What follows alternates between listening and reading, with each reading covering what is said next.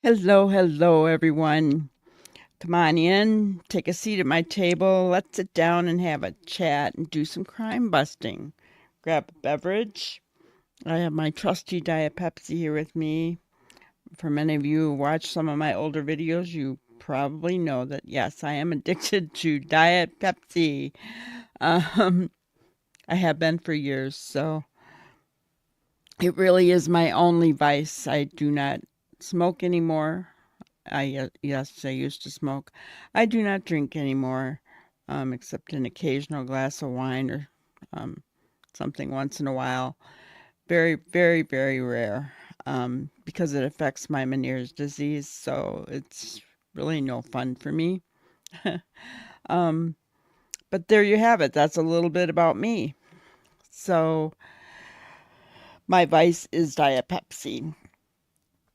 Today we are going to start looking into the Madeline Soto case, guys. And oh, you know what a tragedy this is. Things going on in this case that are so hard to believe, right? Um, but I saw that many of you wanted me to cover this case, and we'll go live and talk about it, at a different point. But for right now, I thought I'd do a premiere and we could chat um, when when it's time. So Madeline went missing or was unalived. She never really went missing. I mean, I guess to the public she did for a few hours, but she was unalived February, sometime between the night of February 25th through the early morning hours of February 26th. Guys, what does this remind you of? What was going on February 25th? Because that's the same day that Sebastian went missing. You guys, was there a full moon that night? I don't know. This is so weird, right? It's so weird because most of you know that I have a strong heart toward the disappearance of Sebastian. Um, but yeah, Madeline was unalive that same night, but there's a lot more to come. So, what I thought, since I have not shared this yet, I wanted to kind of do an overview, right? To start us off, and then, I mean, down the road, we'll look at other interviews, other videos that I find interesting in this case. Um, and so basically, she was being raised by her mother, Jennifer Soto. Um, Her biological father lived in a different state, so mom was pretty much the one who was raising her. Um, Mom had had a boyfriend named Stephen Stearns. We've heard things that they were not really together anymore, although they were friends. I don't know. But on the 25th, um, relatives had a birthday party for Madeline because she had just turned 13. And that's the picture that I was showing here. So she had just turned 13. Her mom wasn't at the party, and neither was her mom's boyfriend, Stefan. Neither one of them were at the party, but Stefan picked her up from Jennifer's mom, I'm sorry, Jennifer's mom dropped Madeline off, okay? But we're gonna go through the timeline. I'm gonna share my screen because I actually found a place where they shared the timeline. Okay. And it is through I think Orlando.com. Okay, so it starts with February 26th. Madeline Soto was reported missing around 8 p.m. after Stephen Stearns, her mother's boyfriend, reportedly dropped her off near Hunters Creek Middle School. Soto's mother went to the school around 4:30 p.m. to pick her up, but she was told that Soto had never come to school that day, according to investigators. In addition, Soto's phone was left at home. How many 13-year-old teenagers would leave their phone at home? February 27th, the Orange County Sheriff's Office issued a release to the public about Soto's disappearance, asking for information about her whereabouts. In an interview with investigators, Stearns was asked about where exactly he dropped Soto off and where he went afterward.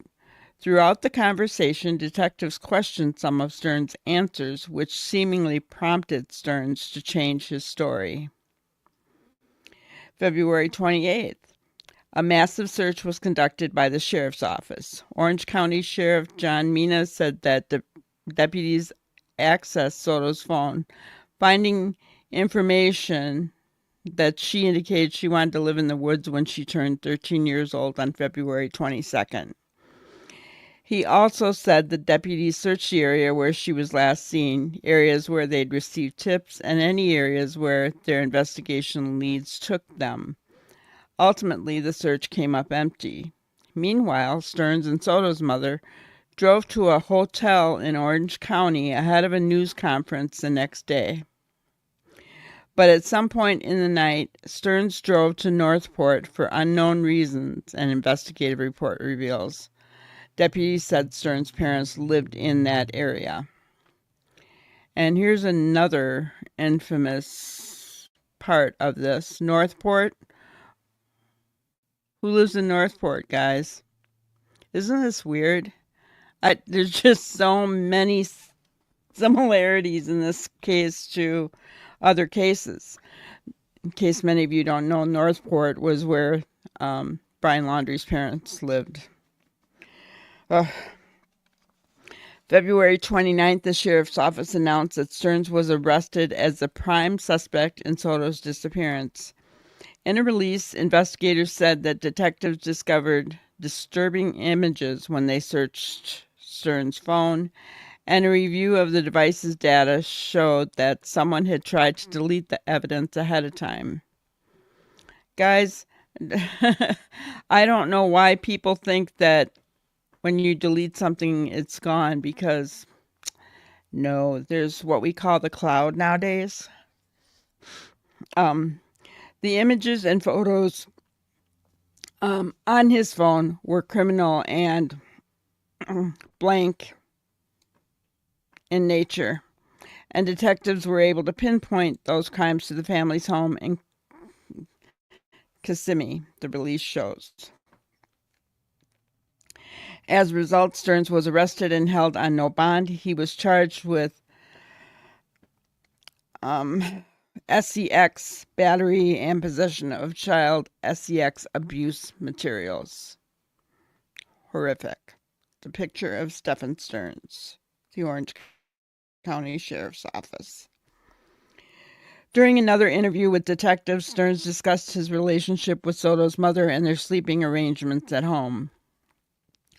According to investigative reports, Stearns said he typically shared a bed with Soto and her mother, claiming a person whose name was redacted always needed human contact when going to sleep. I believe that's what Jennifer and Stephen also said about Maddie. It was also normal for Stearns to share a bed with Soto alone, Soto's mother later told detectives. Okay. Guys, this is horrific. I'm gonna put it on our banner here because this is very disturbing, right? I know that there are probably a lot of people in the audience that have step parent situations, correct? Um, I can't even imagine allowing that. Any mother allowing something such as that. Okay. According to the affidavit for Stern's arrest, Stearns told detectives he had dropped Soto off in front of Peace United Methodist Preschool at 8:40 a.m. on February 26, despite the middle school being further down the street and starting classes at 9:30 a.m. Sorry about that. Um,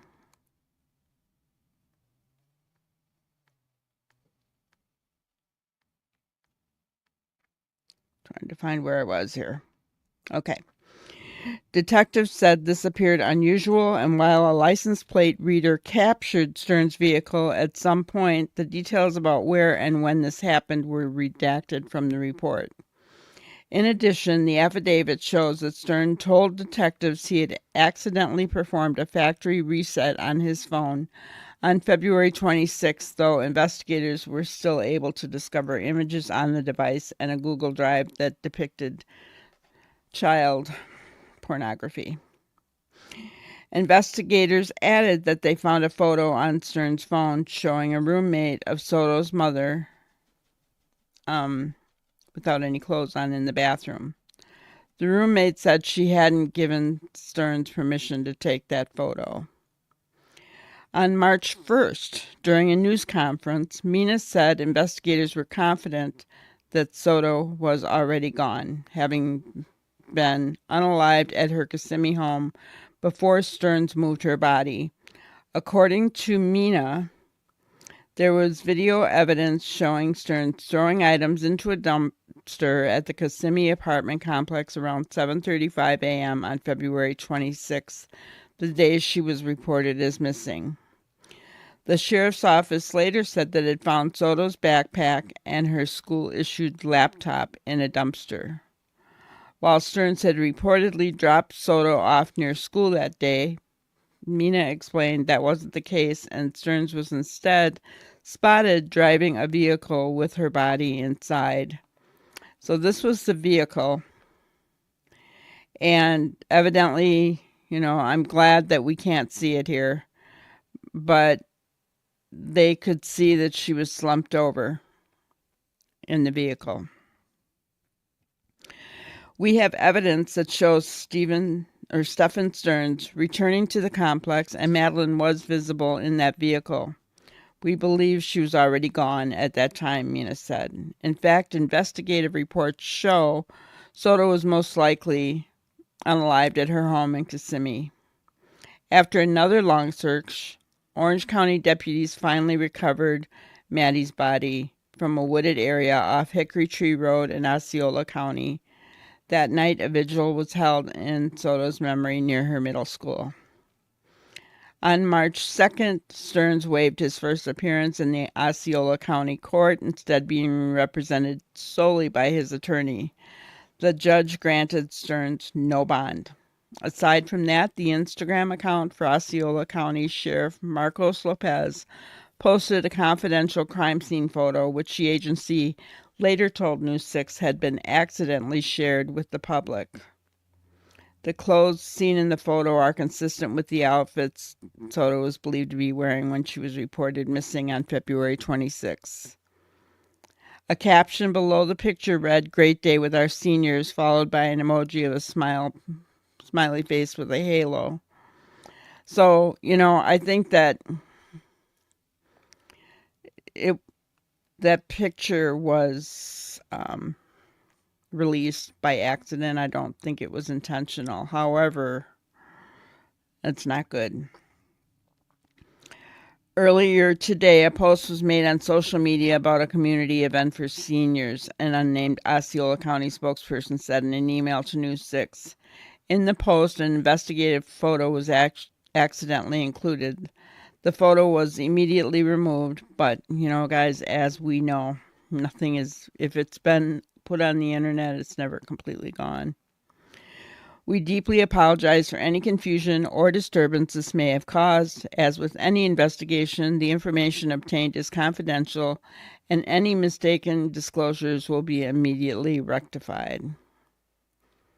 Former Osceola County Sheriff Russ Gibson, who is running against Lopez in the 2024 election, said that the photograph indeed showed Maddie's body. Osceola County Sheriff's officials did not dispute that the photo stemmed from the girl's investigation. And then on the same day, Nerva Rodriguez, the executive director of the sheriff's office, shared another photograph on her personal Facebook account that showed her posing with Stearns as he was walking out of a door at the county jail on Friday morning. And the post said, "If God's love has been poured out over your life, don't allow evil to keep you away from what he has prepared for you." A caption above the photo of Stearns and Rodriguez stated.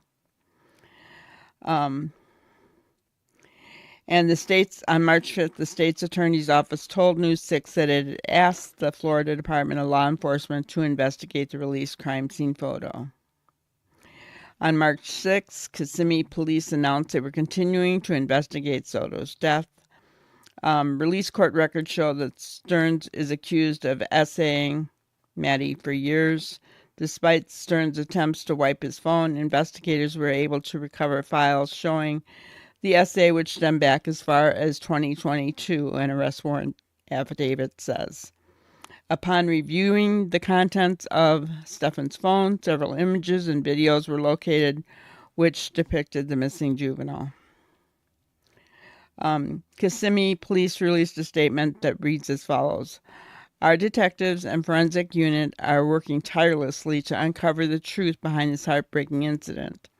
At this time, we are unable to release any further information as this remains an active investigation. Detectives spoke with Stearns' parents, learning they disapproved of his relationship with Soto's mother. Stearns' mother stated they didn't approve of them being together because of drug use. Stefan's father states it was drug use as well as taking medication for depression and anxiety, and he didn't think that Soto's mother was going to be a good influence for Stefan. They explained that both Stefan and Jennifer would sleep all the time, and it wasn't a positive thing for the relationship. When both Stefan and Jennifer would suffer a mental illness episode, they would bring the other person down with them, and it wasn't a good dynamic. In addition, Stearns had reportedly called his father on the day of Maddie's disappearance, though the way he was speaking was odd. During the conversation, his father said Stefan was upset, as if he was holding himself responsible for Maddie's disappearance, a case report reads. Stearns' father said he felt that Stefan was rehearsing his story on him because it was the same routine that he used during a media interview. On March 7th, detectives spoke with the two roommates of Maddie's mother, learning more about what happened the night before the girl's disappearance. According to one of the roommates, she had heard noises coming from the upstairs bedroom where Stearns and Maddie had reportedly been sleeping alone, as Soto's mother slept in a separate room. In order for her to hear noises that would have had to be significant based upon the noise would have to travel through two closed doors and across a hallway, an investigative report reads. While both Stearns and Maddie had been alone in that room in the past, Soto's mother had told the roommate that Stefan wouldn't harm Soto, so it was okay, the roommate explained. March 12th, the Orange Osceola State Attorney's Office announced that it filed 60 accounts against Stearns, including the following. 8 counts of SA battery on a child under 12. 5 counts of SA battery with a child 12 to 18, familial custody authority. 7 counts of lewd or lascivious molestation. 40 counts of unlawful possession of materials depicting SA performance by a child 10 or more images. A pre-trial hearing is scheduled for April 24th, and a jury trial is slated to begin on May 13th.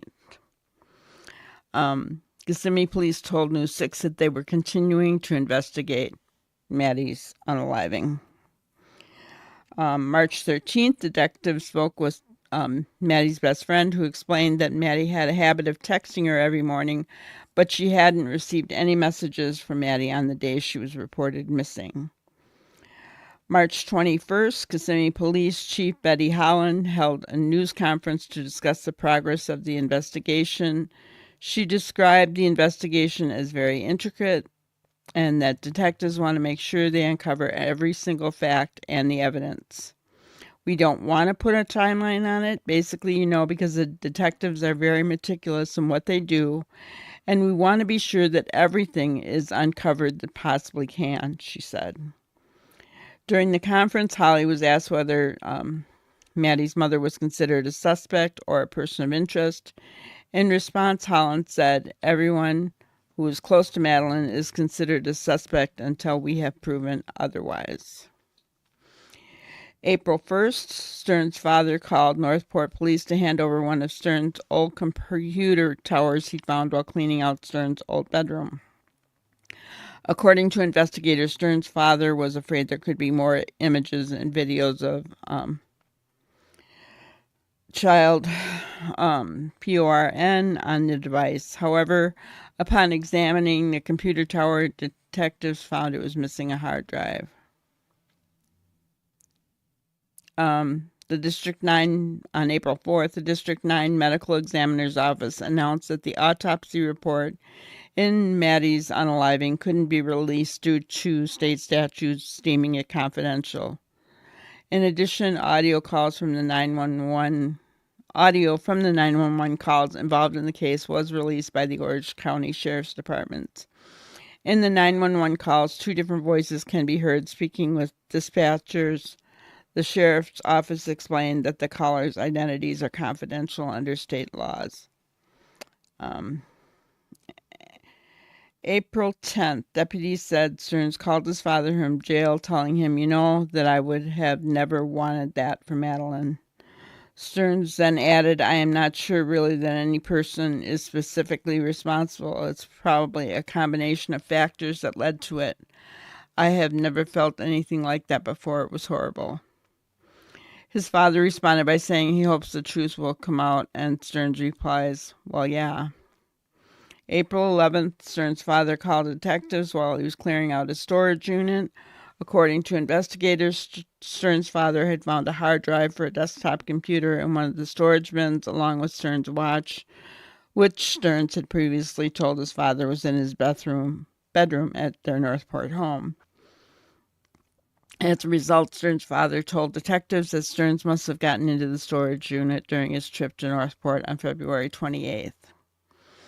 April 12th, police retrieved the items from Stearns' father, including the hard drive and two other USB drives. April 24th, Orange Osceola State Attorney Andrew Bain and Kissimmee Police held a press conference and announced that Stefan Stearns was indicted on a premeditated murder charge by a grand jury in the death of Madeline Soto. The evidence shows an individual who was entrusted to keep Maddie safe made calculated moves to dispose of her belongings and place her in a wooded area before she was ever reported missing. State Attorney Andrew Bain said his office has not yet decided whether it will seek the death penalty. April 29th, an arraignment scheduled for Stearns was canceled, though no reason was provided to the public. On May 14th, Stearns called his father, who asked why Stearns drove to Northport on February 28th. "I had wanted to grab a few things and get my ducks in a row. Kind of prepare myself for whatever was coming, but I couldn't find what I was looking for." Stearns' father then stated he wished he could understand how the whole situation came about, and Stearns replied, "Well, I didn't start it." Isn't that weird, guys? Well, I didn't start it. After his father pointed out that Stearns did participate in it, Stearns just said, "Yeah." At no point during the conversation did Stearns deny unaliving Maddie. According to detectives, they believe that Stearns had gone to his parents' home in Northport on February 28th and used their Wi-Fi to log into his Google account in an attempt to delete the images and videos of the essay he perpetrated.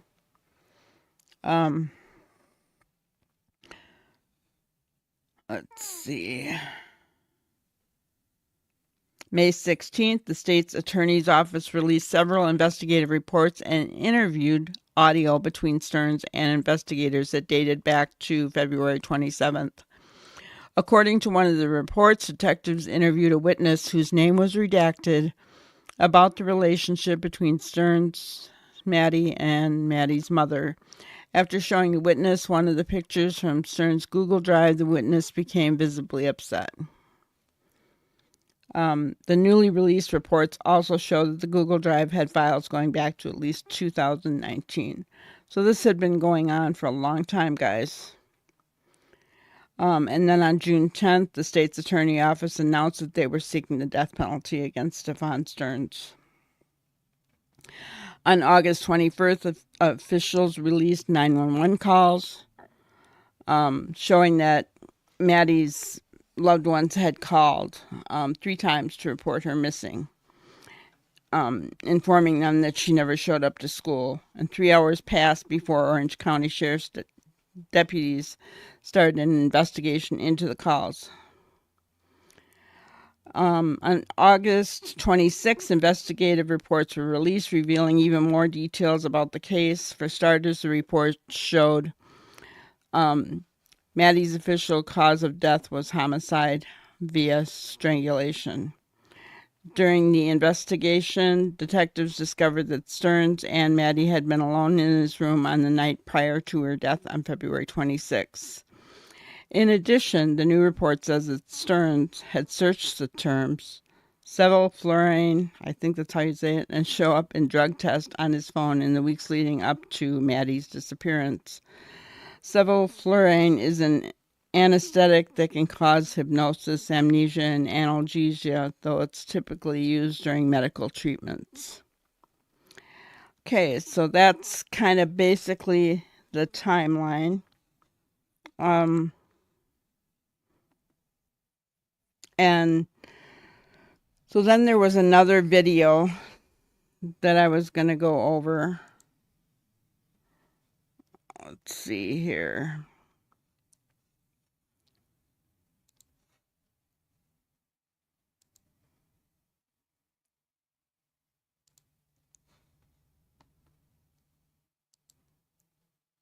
And this one was of Court TV. We're going to try to show as much of it as we can because I think it shows a lot of good information in here. So let's go ahead and...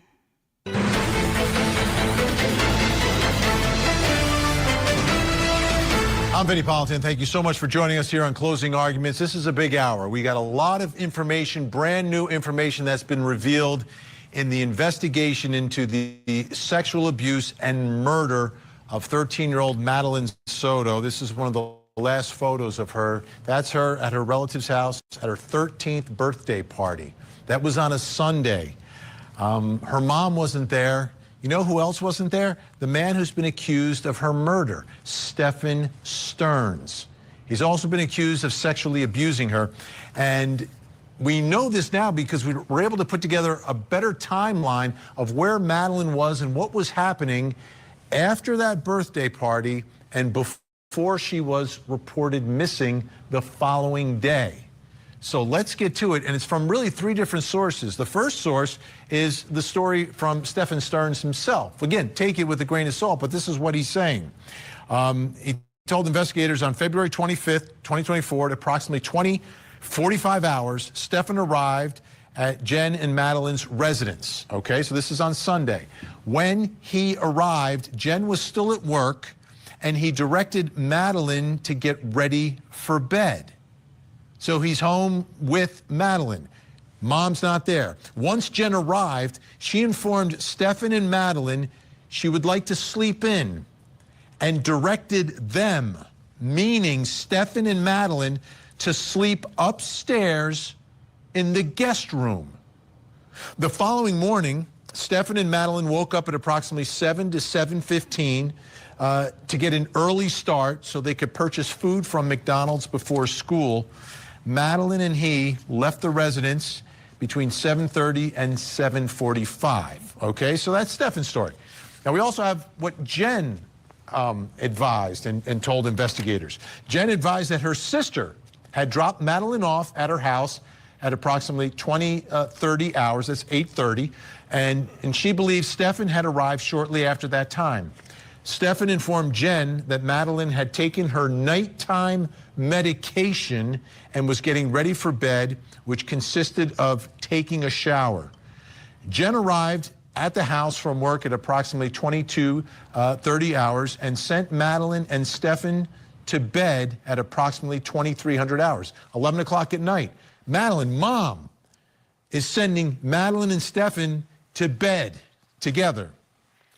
I asked Jen what time he had woken up on February 26th, to which he stated she believed sometime between 8 and 8:15 because Stefan had gone into the room to put the leash on the dog around 8:15.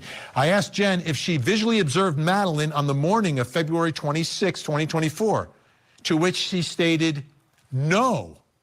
This contradicts what we've heard before. No. I asked if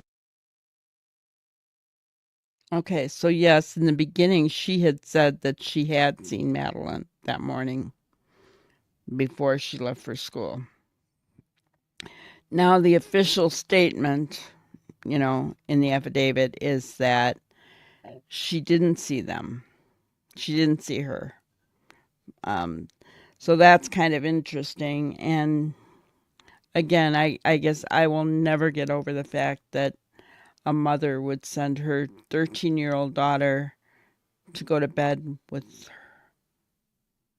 her boyfriend or any other man for that matter. I mean, you wouldn't even have in my opinion, you wouldn't even have your 13-year-old daughter sleeping with her father. It's just not what you should do, right? if she had heard her, and she stated she heard people in the kitchen, but was not sure if it was specifically Jen, if it was her. Jen then stated the last time she had physically seen Madeline was on February 25th at 11 o'clock when she had sent her to bed. The next day, Jen stated she had gotten out of bed at approximately 9 o'clock and left the residence at around 9:30. Now, we have the information from the detective based upon videos and information that they gathered. In the surveillance footage, I observed a male wearing a red shirt leaving the complex in a 2010 silver Lincoln MKZ, that's the car that Stearns has been driving through the rear gate at 7:50 with a female wearing a green sweater in the front seat. This person appeared to be sitting upright with her head slumped over to her left side. At 8:19, I observed a male wearing a red shirt enter the complex. At 8:31, the male wearing a red shirt left the complex in the silver Lincoln through the rear gate with a female in the front passenger completely slumped over to the left. So let's break this down. Let me bring in my special guest, true crime live streamer. He's on YouTube, Gray Hughes of Gray Hughes Investigates, and today he just released a brand new episode diving into all of these new documents. Make sure you check it out again on YouTube, Gray Hughes Investigates. Gray, great to see you tonight. I have a timeline here based upon some of this information that I just outlined. I want to go through it with you. 8:30 p.m., Madeline is dropped off at home. 8:45, Stefan arrives at the home. 10:30, Jen arrives at the home. In this little time period right here, this was what was very unclear to me before we got these documents. What are your thoughts about the beginnings of this timeline? Yeah, I mean, I think originally we all thought that maybe Stefan went to the birthday party. But now it sounds like he just shows up there at 10:45 at the house, and then I guess Jennifer shows up, and he's already directed Madeline to get ready for bed. And then, as you were saying earlier, Madeline and Stefan were sent upstairs to go to sleep in room number 4. I guess they have numbers on the door. And then what's incredible is just only like 49 minutes after they were going to go, when they were sent to bed, that's when Stefan Stearns is on Telegram. And we did a show on that a while back. Let me put this up on the screen, because 11 o'clock, they go to bed, and you said 49 minutes later, Stefan logs on to Telegram. Tell us about Telegram. What is this app? Who's on this app, and what potentially could be going on this app? Okay, so this, and I realize I'm a granny, but it seems like there's always new apps coming out all the time and things getting popular that I'm always behind the game. So never heard of Telegram before, guys. And it's only been like within the last year that I heard of OnlyFans. So yeah. But then again, it sounds like Telegram is not a place that I would want to be anyway, right? Ugh. Well, the app's used by a whole bunch of different people. You can upload videos and things like, just for anything. Like, for example, the war in Gaza, they uploaded the videos there, in Israel there. But, just people upload, you can upload videos. But the thing is it's also encrypted. So people can upload things secretly. And apparently this is the new up-and-coming site where a lot of the pedophiles and deviant sexual individuals out there are uploading videos and sharing, and that makes it, I'm a little concerned about that. What was he doing at 11:49 on Telegram? And we know that Madeline died sometime after 11 o'clock, and when she left in the morning when they left in the morning at, like, I think 7:50, his car was seen leaving the complex, and looks like she's already dead actually in the vehicle with her body slumped over. So it was way before that, likely. It's also, and what we've also learned, right, is that in some of these alleged sex abuse, Madeline appears to be asleep, right? She's given her nighttime medicine. Yeah. There's a history of her being abused while she's asleep, and now 49 minutes after being sent. Okay, so I've heard this nighttime medicine thing, and I guess that's something I'm going to check into, guys, because I wasn't aware that she needed medicine and what kind of condition she may have to need a nighttime medicine. So if you guys know, let me know. I do plan on researching that, find out more information about it. Sent to bed by her mom with Stefan. Now all of a sudden he's logging on to this. Does Telegram have live applications as well? Do we know? I don't know if it has live, but this is that site that we were talking about where people, they upload, and then it's the place where they would coerce girls to upload videos, and then after they uploaded the videos, they would use it as blackmail against them to do more and more and more things. And I actually had maybe a theory, possibly, that Stefan Stearns became, this is just a random theory, okay, but maybe he's a victim of the same sort of, I don't want to call him a victim, he's a monster, but like he also was coerced by blackmail because they figured out who he was, and therefore he created this video that they had him do, or the information was going to come out. But it's probably likely more something that Madeline, she just turned 13, who knows what she started saying to Stefan Stearns, and maybe at that point he decided he can't allow her to come forward with information about what he's been doing to her over the years, because now she realizes it was bad. Yeah.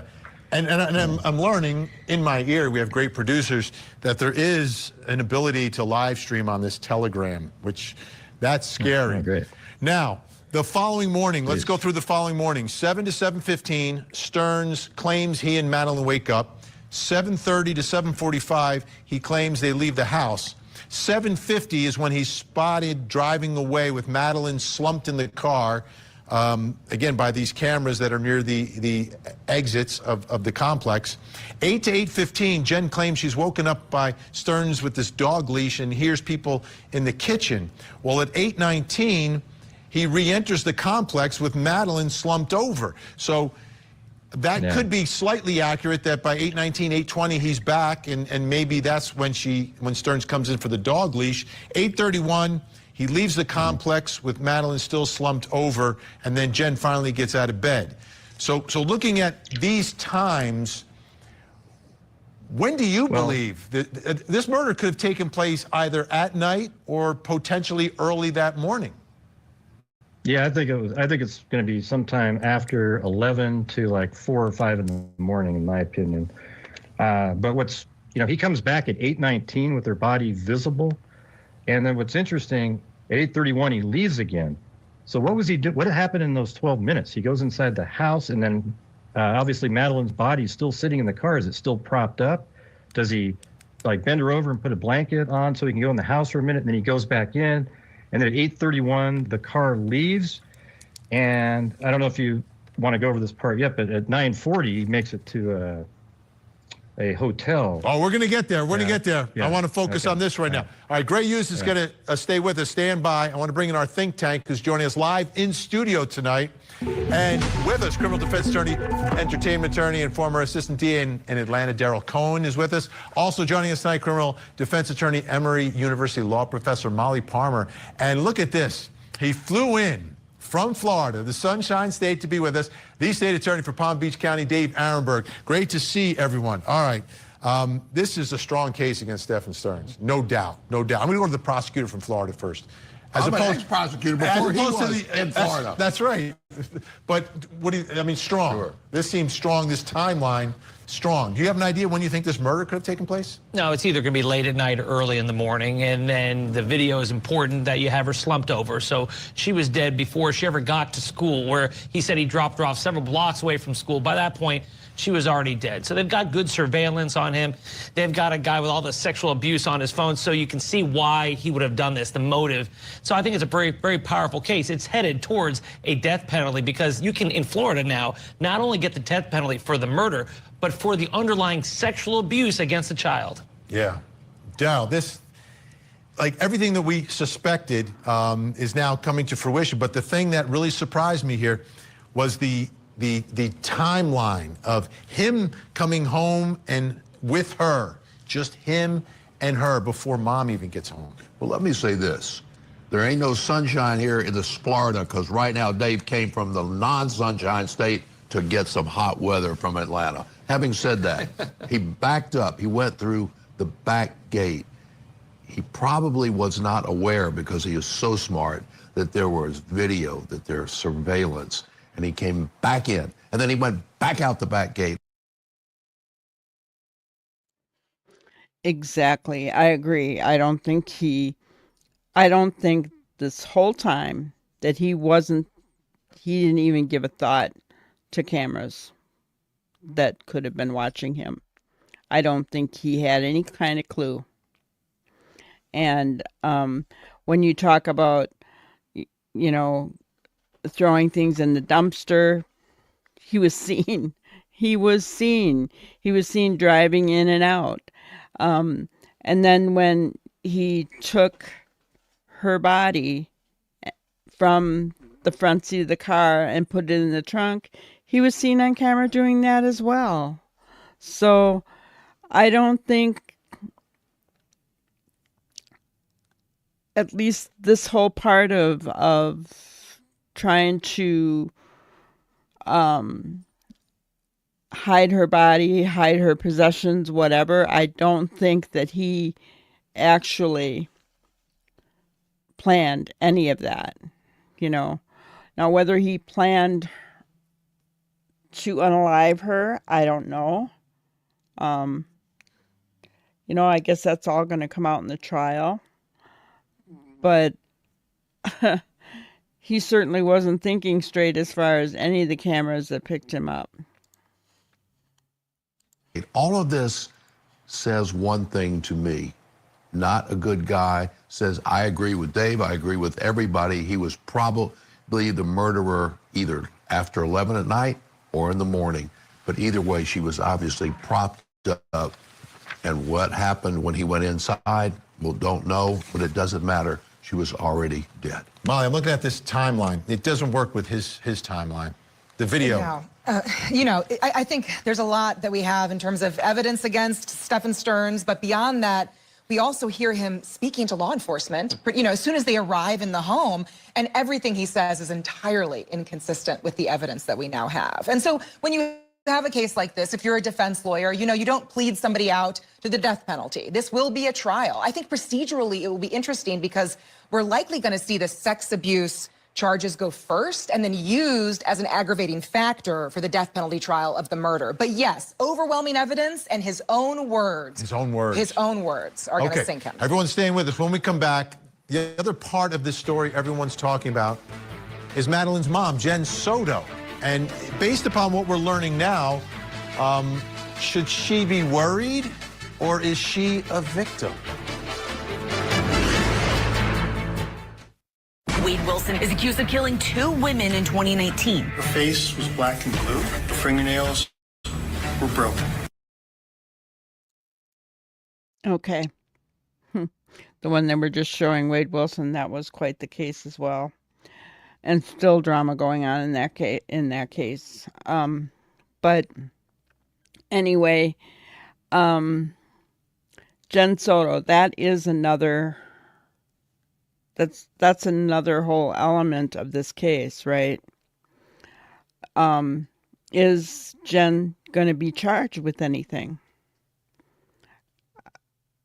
A lot of people do not like Jen Soto, and I have to say, I feel the same way.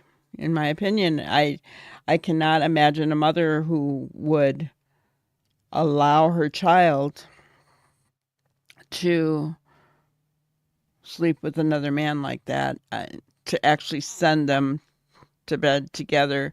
I don't care if my child liked it or not. It wouldn't have mattered to me. That wouldn't have happened. Not at all. So, yeah, and what exactly did she know? And,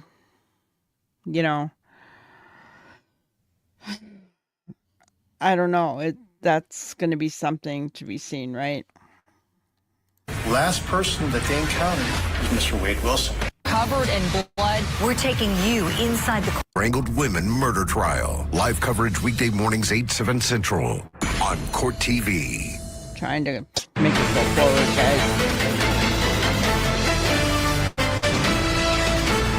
So there's Madeline Soto with her mom, Jen. She was a single mom. Dad was in another state, so she's basically raising her, but Stephen Stearns was in the picture. But now, Stephen Stearns, we know the charges against him. He's facing the death penalty. The evidence is strong, but everyone's wondering about mom, Jen Soto. Is there any criminal liability for what she did and for what she didn't do? Here's what we're learning, some more information. Jen was using the past tense while speaking. This is one of the detectives. While speaking, I noted that Jen referred to Madeline, this is when she's only missing, using the past tense several times when she mentioned her. I inquired about whether or not it was normal to allow Madeline and Stephen to sleep in the same room unsupervised. Jen replied, this was not common practice. However, she did not have any suspicion that anything inappropriate would occur between the two. Jen used to be very hypervigilant around Stephen. However, as the years have gone by, she's allowed Madeline and him to be alone because they get along very well. Let's bring back in our think tank, Darrell Cohen, Molly Palmer, Dave Arenberg. It's right. Okay, so I find it interesting that she was speaking in past tense about her daughter when they were just interviewing her, as if she already knew she was gone. Did Stephen tell her something? You know, I just find that very interesting. Let me know what you guys think. It's bad, right? We know it's bad. She is like handing her daughter over to this alleged pedophile. Dave Arenberg in Florida is doing that in and of itself. Sending your daughter to bed with your boyfriend. Is that enough? And sometimes it's not even her boyfriend anymore. They're like broken up, but he comes over just to sleep with her. Child neglect that creates great bodily harm. In this case, death could be prosecuted as a felony. So you can file charges, but I think that the prosecutors want more. Otherwise, they would already have done so here. I mean, look, the world hates this mother. She's awful in her actions, but whether it's criminal, I think the prosecutors obviously want her to flip against the boyfriend. But I think that if they had enough evidence to charge her today, they would have done so. So perhaps they're just investigating more. They're just not there yet. Do you need her to testify to set up that timeline, Darryl? I was going to say, I love my fellow prosecutor. He's the boss. I was the boss. No, you don't need him. And I think they're waiting to see whether or not some more evidence develops, because mom obviously can be charged. And in my opinion, she can be convicted. How can you be there, not hear, not see, not be aware? And oh, by the way, because she gets along so well with my boyfriend, former boyfriend, I think they should sleep together because it's just good practice. This is horrendous. That mom needs to be prosecuted. And even if the state attorney, the prosecutor cannot get a conviction, there's something called prosecutor's time. Sometimes you don't have to get mad, you can get even.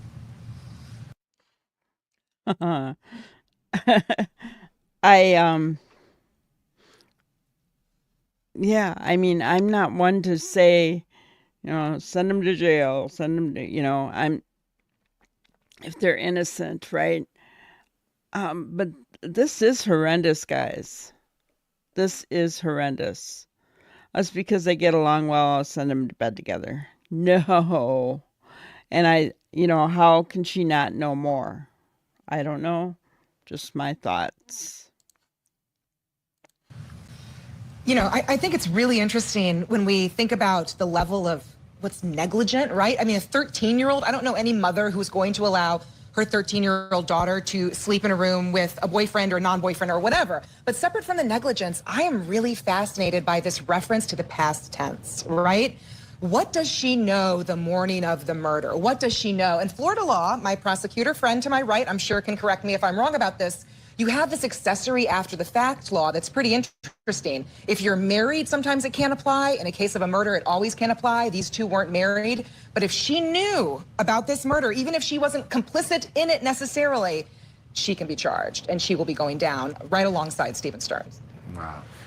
Something else I want to put up here, because this is also significant in understanding the relationship between Madeline and Jen. Now, Madeline told her friend that she didn't get along with her mom. They're interviewing Madeline's friends and classmates. Madeline's friend had heard from another friend, so double hearsay, I get it. Madeline's mom told her she was going to kick her out of the house and disown her when she turned 18 or 19. It's always tough in the house, a mom and teenage daughters, right? 9 times out of 10, it is in that situation. How important is that? Is this psychologically, where do you think mom is on all of this? Do you think it's possible that she's using her daughter to keep a man in her life? And if so, that's illegal, right? Because then you're almost like you're trafficking your daughter to keep a man in your life. It's a tough case to prove, though. There are a lot of layers here, Vinny, there are a lot of layers, so it's tough to know what she's thinking. There's that video of her standing in front of Stefan at the insurance tax office where she's talking about her missing daughter, and he's behind her to the side. It looks like a hostage video. And he's there. Yeah, he's almost standing guard. And that's why, there's part of me that thinks that she's just a clueless woman who has been under the thumb of this awful monster. And so that's where I am as a prosecutor, that I just don't think they have enough yet to file charges against her. How important is the mental state of of this mom, right? Like, how she reacted to all this, if she has a mental breakdown or something, is that going to impact, or should it impact, what is done with her? First of all, she hasn't yet had that mental breakdown, and she may never have that. She may have, I don't know. Well, to the best of our knowledge and belief, playing lawyer for a second. But the fact that she was so much a part of what went on, I don't think it should have any impact. I think a jury would be itching, begging for her to go to trial so they can listen or not listen to the evidence, but convict her regardless. All right, stay where you are. We've got much more new information connected to the death of Madeline Soto.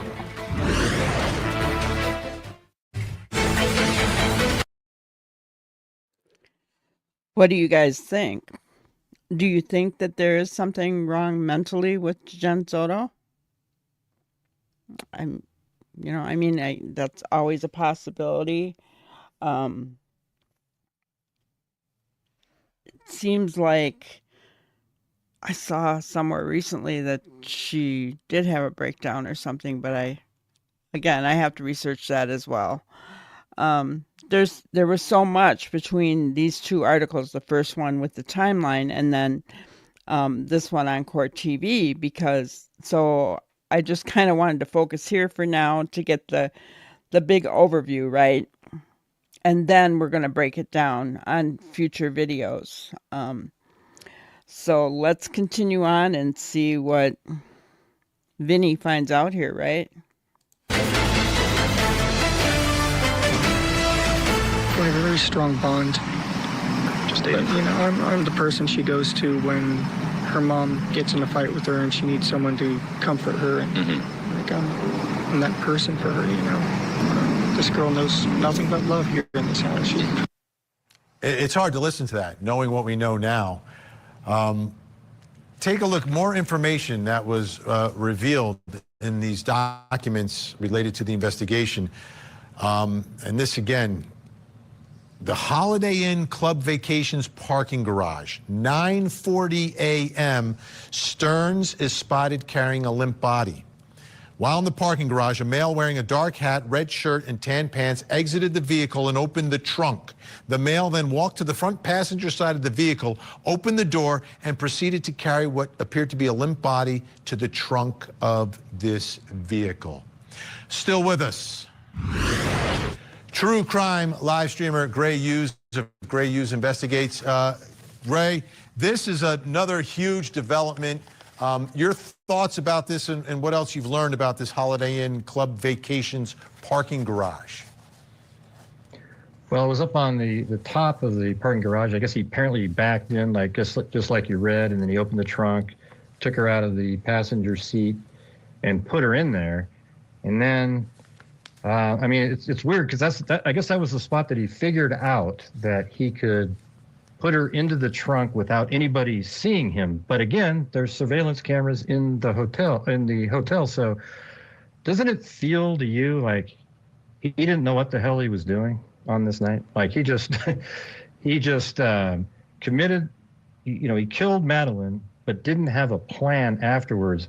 And that's why we have the thing about, like, remember the whole McDonald's thing where he did these U-turns? He kept wanting to go to McDonald's to try to explain why his car is moving around. And then he gets back to the apartment complex at 8:19, and then he leaves again at 8:31. Then he ends up at this hotel here, and then eventually after that, he makes his way back home at around 11 o'clock. He's back at his house, and then he leaves again. I don't know if you're going into that next, but he leaves again at like 12:40, and they have him completely mapped out with like 20 different surveillance cameras on the highway 192, and it shows him almost all the way to where he placed Madeline's body in the bamboo shoots. Yeah, let's get to that right now, because we have that. And this is where police discovered Madeline's body. Just a few feet into the bamboo tree line, we noticed what appeared to be blue jeans. As we got closer, we noticed what appeared to be a body. The top half of the body was covered by a green-colored hooded sweatshirt, and the bottom half was covered with blue jeans. The body was laying on the left side in somewhat of a fetal position. It appeared that the body was covered by pieces of hay or dry grass. Based on my training and experience, it was apparent this was a human body. I did not see any signs of life. I could clearly see flies covering the body. Then we have the description from the medical examiner. She was observed in a state of decomposition with visible insect activity around her mouth, left eye, ears, and right hand. Discoloration was observed on her face, neck, torso, back, and hands. And then we have that map of where the body was discovered. And there's a couple of yellow markers on there on the right side. So the body's on the left side of the screen in the red, but across that Hickory Tree Road, you see those two markers, tire fragments. Yeah, those are, yeah. And the body was about 72 feet from the road. And this is where we get back to that initial story. You had a witness who saw someone fitting the description, changing the tire over there. And our question always was it an actual flat tire, or was it a ruse to pull over to the side of the road and get rid of a body? But you've got some tire fragments, so it was a flat tire. The question is, did he get it driving around, or did he do it to himself? Yeah, I actually think he had an actual flat tire. That's why her body was found so close to the road there. He wasn't able to, he had a flat tire. He had to pull over as quickly as possible, kind of in a secluded place. He's on a straightaway so he can see in both directions. And when he noticed there was no cars coming either direction, he would have had to taken her body and ran towards that fence. I guess it was open at the time. And then he ran around, put her in the bushes, and then he waited and just kind of walked out to make sure there was no cars coming, and then made his way back to his car, and then likely changed his tire after that, because you would want to get rid of, if you're a criminal, you want to probably get rid of the body first before you started working on your tire. What do you think about that? Yeah, well, I agree with you 10,000%, because if you're working on the side of the road on your tire, you could have a good Samaritan come by to help you, or if law enforcement happens to be in the area, especially in the friendly Central Florida area, they will likely stop to make sure you're okay and ask you if you need help.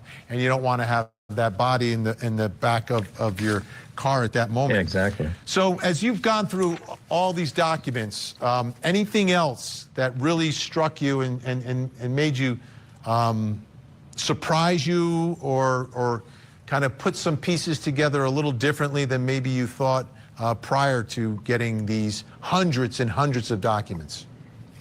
Yeah, it was crazy going through all of those. I mean, there's so many documents. I think what I'm glad to see in it is that sort of puts the pieces of the puzzle together a little bit better than we had, because now we know that at 7:36 in the morning, when he's seen at the dumpster, it was actually, he threw a plastic bag in the dumpster. Inside the plastic bag was a backpack and one Croc shoe. And inside the backpack, that was inside the bag, was the laptop. So, all those lies that Stephen Stearns, she was, with her laptop and backpack, and he knew that wasn't true. But when he went back later, after he was at the crime scene, he drove back to the apartment complex, and around, I think it's 4. You guys, was he really that out of it? I mean, those cameras were really, they were right there. Would you not? It's like he didn't pay any attention to any of the security cameras at all. Okay, so, maybe there weren't cameras out where he took her body, right? But there were cameras at the apartment, at the dumpster, and in the hotel parking garage that he parked in when he moved her body to the trunk. And the other thought that I had was he had to move her body first because the tire was probably in the trunk. So it's not like he could take her out, set her down, and get the tire and then put her back in. You're taking a chance on somebody coming by at that point, right? So he had to move her body really quickly in order to get the tire from the trunk. That's my thought on this. Let me know what you think, but let's continue on. what is it, like 4:40 or so in the afternoon. I can't remember the exact time, but he is seen throwing the tire treads into the garbage can. Now, you know for sure that those tire pieces that they found at the crime scene are going to match those tire treads perfectly. Stephen Stearns is absolutely toast in this case. I mean, he has like no chance of any viable defense whatsoever. So let's get back to your point, Gray, here about the actions and how it doesn't make a ton of sense, and he's seemingly driving back and forth. I'm sensing some panic, which might lead us to he was not planning this out. Like, this may have been in the midst of another attempted sexual assault where there is a reaction and something happens, and that's when he takes the actions that end the life of Madeline Soto, and now he's got, whether it's minutes or hours, to try to figure out, how do I cover this up? How do I get rid of her? How do I have a cover story? And it seems from all these interviews and everything else, his plan was to do that drive, mimic like he's driving with her. She's propped up so any cameras will see her, and then drive towards the school. And then have that story that, hey, I dropped her off not at school, but close to the school, and then she started to walk, which leaves it open to someone abducted her because she was dropped off at school a little early. There weren't a lot of people in the area. There weren't other kids. And that was going to be the story. It may still be his defense story, but it looks like it's completely shattered by the great investigation that was done by Kissimmee and Orange County in this. Oh, it's been absolutely amazing. If you go through in that 900-page document and you go down to where they do the, I think, cell tower information, where it's just screenshot after screenshot of it changing, you can actually just hit the arrow key down, and it's like an animated movie. You can actually see where the vehicle is moving on the roads, different cell tower. Those are from video cameras, but then also the cell tower information, you can see where each of the cell phones were from different people. And it was interesting because in there it mentioned Stephen Stearns' dad's cell phone information. I was wondering if he was using his dad's cell phone that night. I wasn't really sure about that, but it just seems so, discombobulated. He's just running around. He doesn't, he takes off. And I totally agree with you that I think it's possible, very possible, that the murder itself wasn't really something he had initially planned, but something happened that night that made him realize that he has to do this, but he didn't plan anything else out. That's why so many cameras picked him up. Yeah. Thank goodness for these cameras. Gray Hughes and I pretty much agree with their synopsis. I don't think the unaliving was planned, and then obviously the whole rest of it. But there is kind of a little plan in his head that after he unalived her, he knew he had to get rid of her. So he started trying to make a plan. And then he drove around like McDonald's and all that stuff to make it. And to say that he dropped her off at school a little way. So he did plan some things. And premeditation, you don't have to plan things out hours before. It can be seconds. But the minute that you say in your head, like if he said, how do I get rid of her? I need to do this and that. Well, that's premeditation right there. They can get him for that. Whether they do or they don't, they're going to have 2 separate trials here now for this guy. And the first one being the SA charges. And then the second one being the actual unaliving for the death penalty. So this case is so interesting, but yet so very sad at the same time. My heart aches for what this girl had to go through, what this little girl had to go through. And, whether they say it was going back to when she was 8 years old. At 8 years old, she wasn't planning that. And now there are questions as to whether, was she pregnant? There's all this coming out. And then, which, patience, guys, we will get to all of that. But let's continue on with this interview. Investigates on YouTube. Make sure you check it out. Deep dives always on these cases. Thanks so much. Let's bring back in our think tank, Daryl Cohen, Molly Palmer, Dave Arenberg. What do you suspect this trial is going to look like? Not the one for everything that was found on his phone. That's the first one. But this one, the death penalty murder trial. What's it going to be about? I mean, I think at the end of the day, like I said, you don't plead your client out to the death penalty, and you kind of go through the motions. And I think any death penalty attorney... Will they go with his story, though, that he dropped her off? I think that the best bet is going to be to... I think Gray Hughes's insight was pretty on point. Was this planned out, or was this something that happened, and now he's just in a panic and trying to cover his tracks? Unfortunately, again, when you run your mouth like he did and you make a statement like that, it kind of... it's going to work against him no matter what the facts are and however the evidence comes out, and the evidence is already incredibly strong. But I think you just sit beside your client and you make sure the government does its job because death is on the table. That's it. You sit there and you let them present their case and meet their burden. And that's what these trials look like. And it happens all the time in the death penalty space. Vinny, I think the prosecutors agree that this was not premeditated. This was not thought out. This was a guy who was panicking. Because when it came to the death penalty aggravators, which is going to be the penalty phase of this trial, they did not mention the cold, calculated, and premeditated aggravator. They could have. That's not one of the four that were mentioned. So that makes me believe that they think this was a guy who's committing a terrible crime of sexual abuse, killed Madeline, panicked, so it was not premeditated. And I don't tend to agree. I absolutely agree. But I think that he is not going to have a theory of defense. I think his theory of defense... Let me throw this out to you, Daryl, and tell me if you think they'll run with it.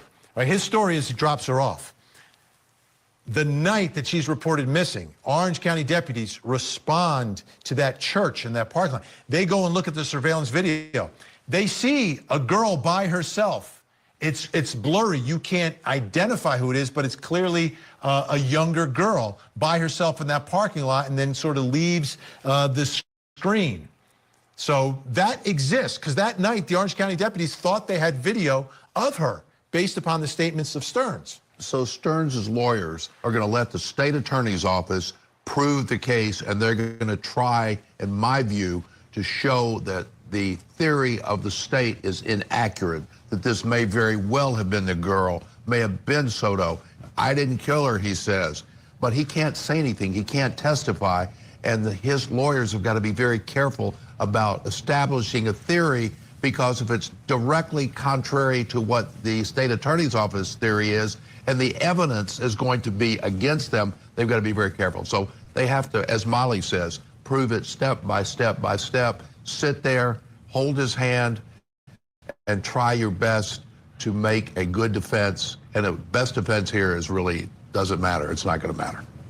Is there any lesser included charge based on these circumstances? Yeah, because sometimes I've seen defense attorneys do this, right? It's a loser of a case, but maybe it's, second degree or something. No, in these circumstances, is there any argument for anything? Let him try to escape. That'll be lesser included. Yeah, I think strategically, given the quantum of evidence that we've now seen in all of these documents, I imagine the strategy for the defense is going to be to try and get him life without the possibility of parole rather than the death penalty. But you go through the trial, you make an appellate record. Are the things you do in the trial towards that end? Yeah, certainly. So, first we're going to see the actual trial on the facts of the case, and then we're going to have the death portion where the 4 aggravating factors are going to be presented. The idea that she was a vulnerable victim, I think mom is going to come into play there. And, certainly if he has the prior conviction for the sex abuse, that's a big aggravating factor the jury will hear about. And the defense presents, stuff we don't know at this point. His life, his background, anything mitigating about him at all, anything mental health. We don't know. We don't know. At this point, we don't know. They may adopt the Nicholas Cruz strategy. That's the Parkland massacre.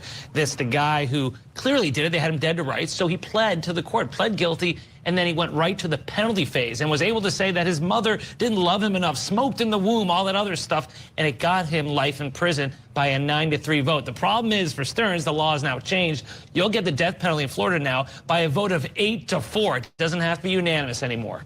Yeah, that's a big change. That's a game changer down in Florida. Yeah, and I think ultimately when it comes to these kind of interesting changes in the law, like my prosecutor friend also mentioned that now you can have the death penalty for the child sex abuse as well. This is a new change. Everything with death penalty litigation is a lot of times like post-conviction. You know, it's three-dimensional chess. So you go through the trial, you have terrible facts, and you're thinking about how they changed the law, and perhaps you have a constitutional challenge that you can bring up many pleadings later after the trial's concluded, after you've been found guilty. Let me ask you this. Is there, because again, the discussion on this case always comes back to Jen Soto, right? Is there any prosecutor anywhere that would consider sitting down speaking with Stephen Stearns, taking death off the table for him to implicate her? I would think not.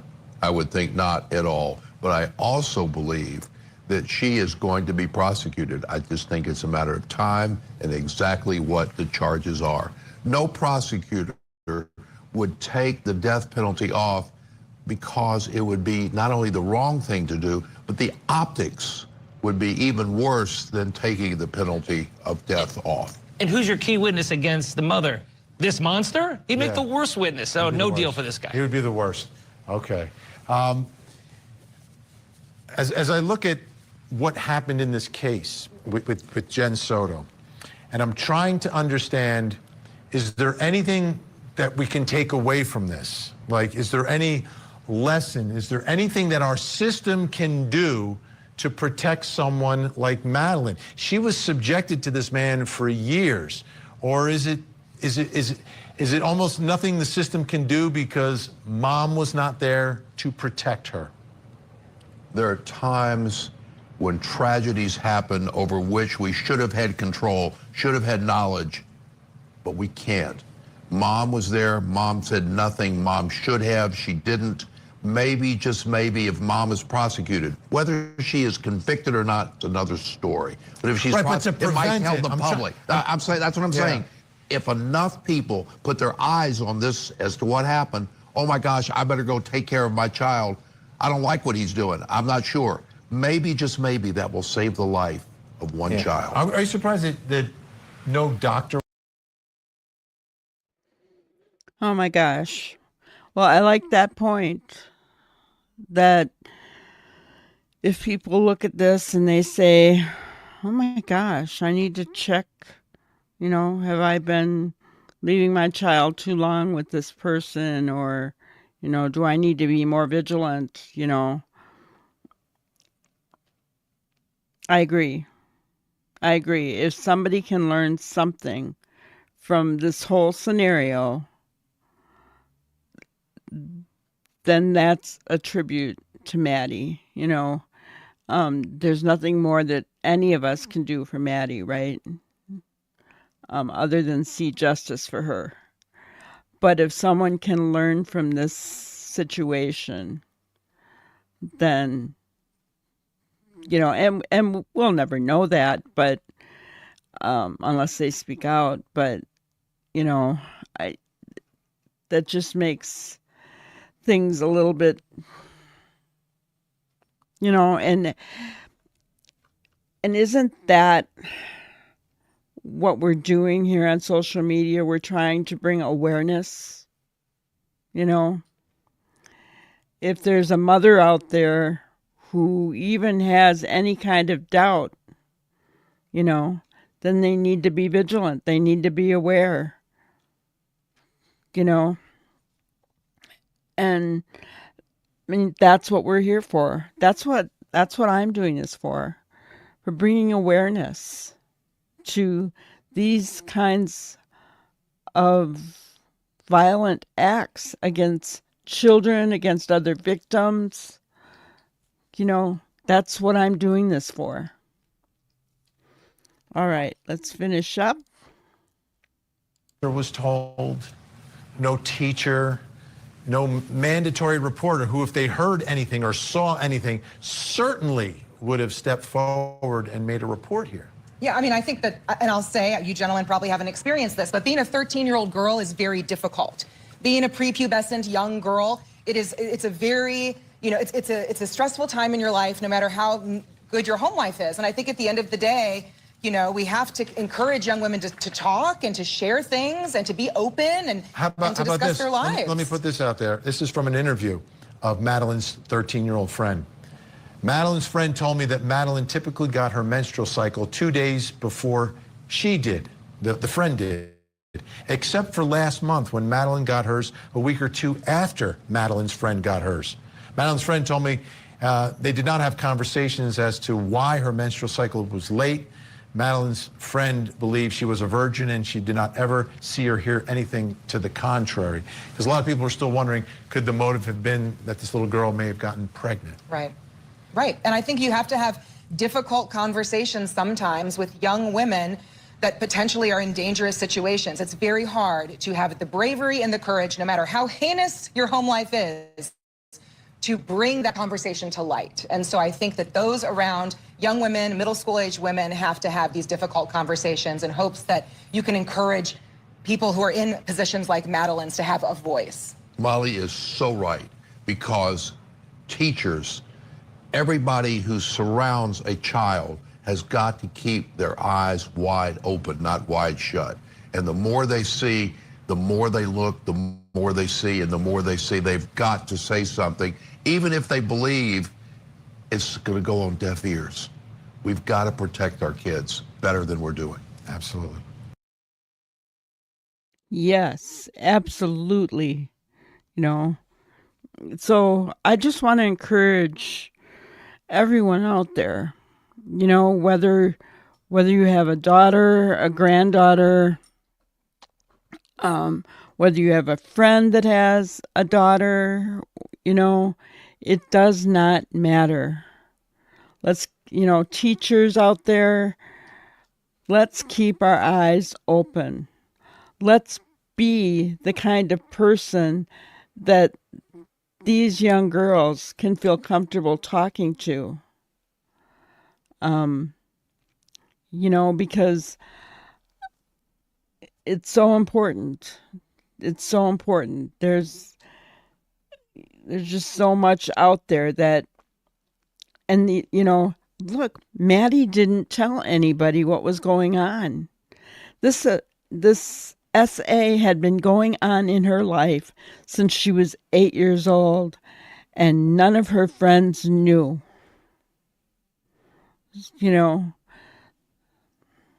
And yeah, just breaks my heart. Give me the final word. Yeah, perhaps it should be a crime in Florida to allow your creepy boyfriend to sleep in a bed with your daughter. And maybe the only way to get that on the books is to prosecute it in this case. That'll send the right message. Big thank you to our think tank tonight. What a job, what a job. Daryl Cohen, Molly Palmer, and of course, Dave Arenberg joining us live here. Great to see you.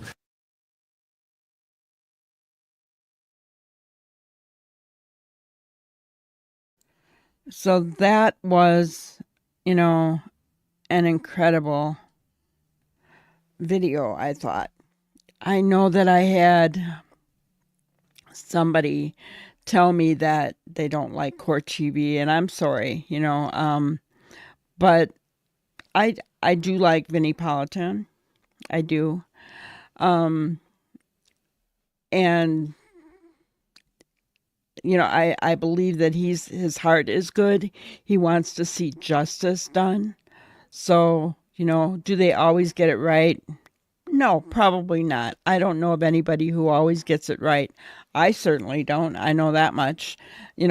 Watching these videos and going through that timeline, I realize how much more I need to learn about this case. Because I have kind of watched it off and on, but I have not delved into it like I have with Sebastian, with Gabby, and some other cases. But yeah, so guys, be the type of person that these young girls can come and feel comfortable speaking to, okay? If we can learn anything from this, let's do that. If there are specific videos you want us to go over here at Granny's Crime Busters, send them to me at granny'scrimebusters@gmail.com.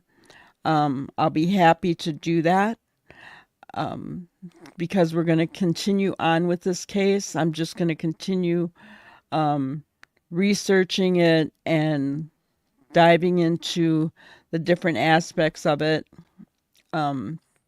finding out more up-to-date information, but basically I just wanted to do the overview right now to get us started. So I want to thank each and every one of you.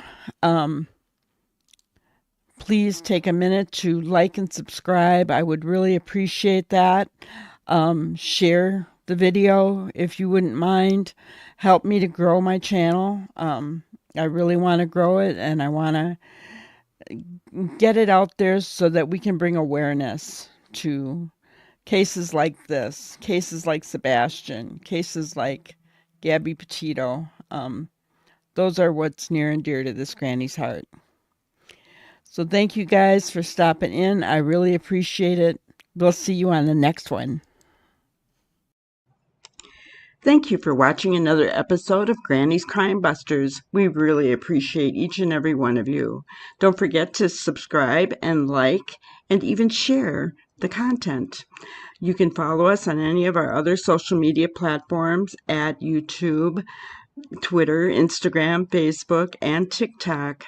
We really appreciate you guys, and you can also email us at granny'scrimebusters@gmail.com. Thank you so much, and we will see you on the next one. Thanks, guys.